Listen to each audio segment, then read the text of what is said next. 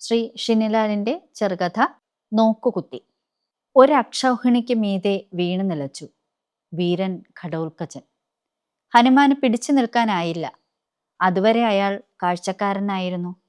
വല്ലപ്പോഴും കുരുസൈന്യം മുന്നേറുമ്പോൾ മാത്രം ഭീമന് കൊടുത്ത വാക്ക് പാലിക്കാൻ വേണ്ടി ഉഗ്രശബ്ദങ്ങൾ ഉയർത്തി അവരെ ഭയഭീതരാക്കി ഓടിച്ചിരുന്നതൊഴിച്ചാൽ. കൊടിമരത്തിൽ നിന്ന് അയാൾ ചാടിയിറങ്ങി പർവ്വതാകാരനായി കുരുക്ഷേത്ര മധ്യത്തിൽ തല ഉയർത്തി നിന്നു. അലറി. ഒരേ സമയം നരനും വാനരനുമായ അവന്റെ ഗർജനത്തിൽ കൗരവരും പാണ്ഡവരും ശിബിരങ്ങളിൽ ഉറങ്ങിക്കിടന്നവരും ഭയാക്രാന്തരായി. അതൊരു രോദനമായിരുന്നു. തൻ്റെ രക്തം പേറുന്ന, ഒരു പക്ഷേ തന്നെപ്പോലെ കാട്ടുവാസിയായ പുത്രതുല്യനായ അവന്റെ വീഴ്ചയിൽ അയാളുടെ ഉള്ളിൻ്റെ ഉള്ളിൽ നിന്നും ആർത്തുപൊന്തിയ രോദനമായിരുന്നു.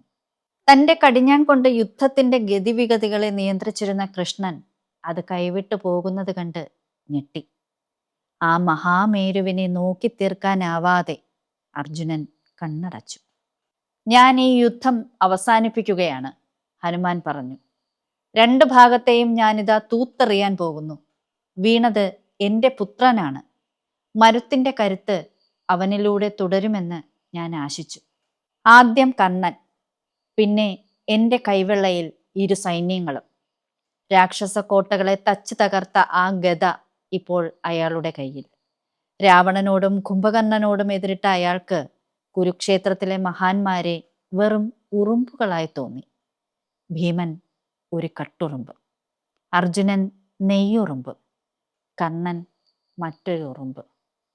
അയാൾക്ക് ഒന്ന് ചവിട്ടിത്തേച്ച് നടന്നു പോവാനുള്ളതേ ഉള്ളൂ ഇരു സൈന്യങ്ങളും. അപകടം മണത്ത കൃഷ്ണൻ പെട്ടെന്ന് അയാളെ ഒന്ന് തൊട്ടു.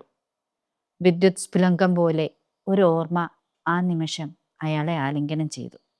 കൃഷ്ണൻ പറഞ്ഞു, പ്രിയമുള്ള ഹനുമൻ, അങ്ങ് നിൽക്കുന്നത് മറ്റൊരു യുഗത്തിൽ, മറ്റൊരു കാലത്തിലാണ്. ഇവിടെ അങ്ങേക്ക് നിസ്സംഗനായ കാഴ്ചക്കാരൻ്റെ വേഷമാണുള്ളത്. മുന്നിൽ നടക്കുന്ന അനീതികളോട് പോലും നിർമ്മമതയോടെ നോക്കി നിൽക്കേണ്ടി വരും.